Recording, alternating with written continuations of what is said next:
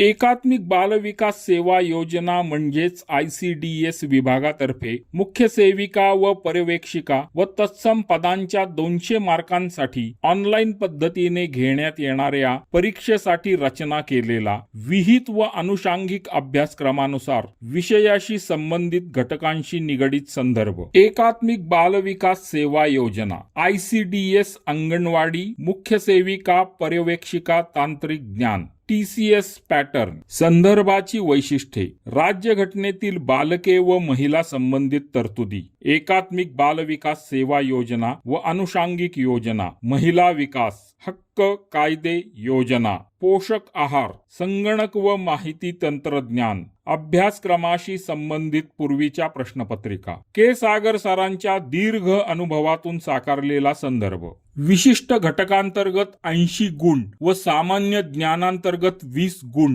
अशा 200 पैकी 100 गुणांची तयारी करून घेणारा